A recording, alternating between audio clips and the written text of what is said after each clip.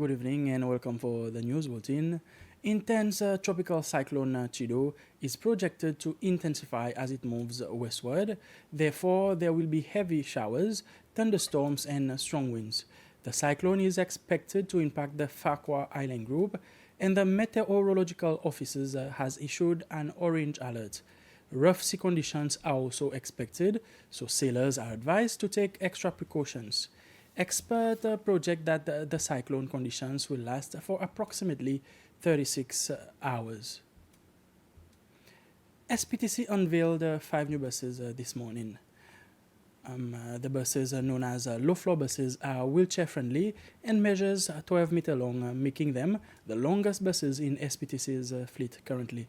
The buses are only available on Mahé and will be used in flat areas such as Perseverance and Port Larry. SPTC also launched its QR code bus payment. The service was launched on Pralin last year on a pilot basis to test the system as well as SPTC's mobile application. Those present at the ceremony were also able to visit SPTC's newly renovated customer service center located at the bus terminal. SPTC's CEO Jeffy Jalor said the aim of these new services is to modernize the public transportation service. Following a successful pilot program on Pralin since 1 year ago, we are now ready to introduce this seamless payment method across our entire public bus network. With a simple scan of a QR code generated by our app on your Android or iOS smartphone, you will now be able to pay your journey with ease and speed as of today. With the unveiling of our first ever 12-meter low-floor buses, these 5 modern vehicles representing the final batch of our previous contract for bus acquisition are equipped with unique features designed to enhance accessibility and comfort for all passengers. The flat floor design, kneeling mechanism, and wheelchair ramp ensure that our services are inclusive and cater to the need of our community, particularly those with mobility challenges. As a parastatal organization, we are actually aware of our responsibility to the Seychellois people. Every decision we make, every investment we undertake is guided by our commitment to utilizing taxpayers' money responsibly and effectively. These new services are testament to our dedication to delivering value and enhancing the public transport experience for all. A World Bank delegation is currently in the country to conduct the final stages of discussions to finalize the details on a waste management project that the bank is financing. This is for a sum of $5 million, which is about 71 million rupees that the bank has lent Seychelles. There were also discussions with various partners on how to better manage the new landfill that will fall under the project. A senior waste management officer, Estelle Lauti, says the loan will cover 3 aspects of the project. The first component is the improvement of the Providence landfill.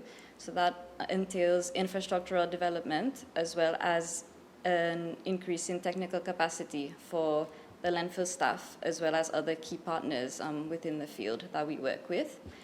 This will usually include the development between the empty space between landfill 1 and landfill 2.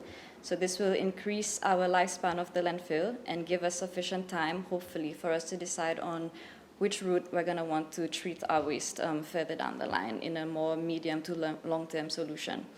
So the second component of this project includes the development of the circular economy in Seychelles, as well as the facilitation of this economy, because we find ourselves in a position where we are throwing away a lot of the waste that could otherwise be reused or recycled. So we want to introduce a circular economy, and this will be done through legislation or plans that we will implement in line with other initiatives that are currently being done in the Seychelles for this sector.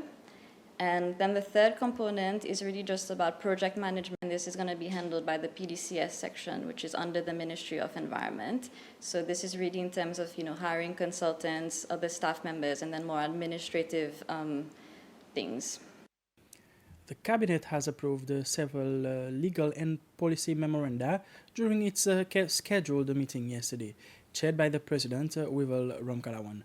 They include the United States Visa Waiver Program, regulation pertaining to health-related practices, and amendment to the Section 40 of the Seychelles Pension Fund Act.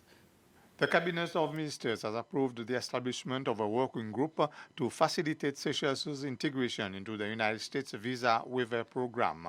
This strategic initiative aims to enable Seychelles citizens to travel visa-free to the USA for tourism or business for up to 90 days. The working group will focus on meeting the stringent security and cooperation requirements of the program. The Cabinet approved the establishment of the licensing and registration of health-related practices regulation in accordance with the Public Health Authority Act 2013. The registration of health-related services regulations sets out a comprehensive framework for the registration and governance of health-related services in Seychelles, ensuring compliance with hygiene, safety, and professional standards. The Cabinet also approved the official draft regulations accompanying the reforms to the Securities Act 2007.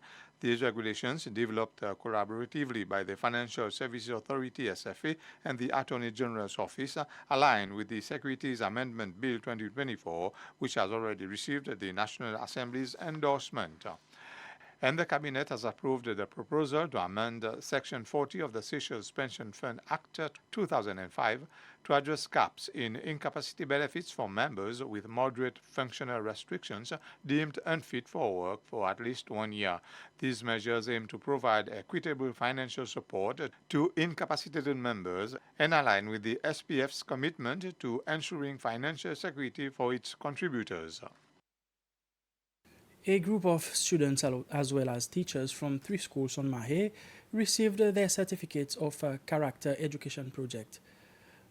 The certificate ceremony was held during the weekend at Site Auditorium, Montfleury. It was the Universal Peace Federation Seychelles UPF who conducted the sessions with the students and organized the certificate presentation.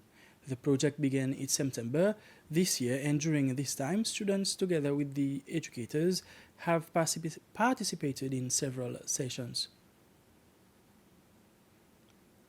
Senior representatives of a Chinese construction company who are on a 2-day visit in Seychelles has paid a courtesy call to the acting mayor of Victoria yesterday afternoon. They are Mr. Zheng Gui, the managing director of the Shenyang City Construction Investment Group, and his deputy Wang Zhaosheng. The Shenyang City Construction Investment Group is the parent company of the China Shenyang International Corporation (CSIC), which has been quite active in the local construction sector during the past 30 years. It is the company which undertook the construction of the National Assembly, the National Swimming Pool, the Glassy Primary School, and the Le Mamel and Rochekaimer housing estates. During the meeting, they discussed the ongoing project as well as future projects. The School of Dance has held their performance for the end of the year, where they have demonstrated different dances. This show was held recently at the International Conference Center, ICCS. This show is one where these children have had the opportunity to show what they have learned during the year. Afro, Izono, Zam Beat, Bill, Jazz were amongst the dances that the children from the dance school performed. Parents, sponsors, and other guests had to come to watch the show. This is a show that is held yearly, where these young talents have to come to show what they learned during the year. They are grouped into 3 categories: aged 8 to 11, 11 to 14, and 15 to 18. The children who did best in each category received a certificate and a trophy. And here we've reached the end of this bulletin. I'll be back with you at 8 for the news in Creole.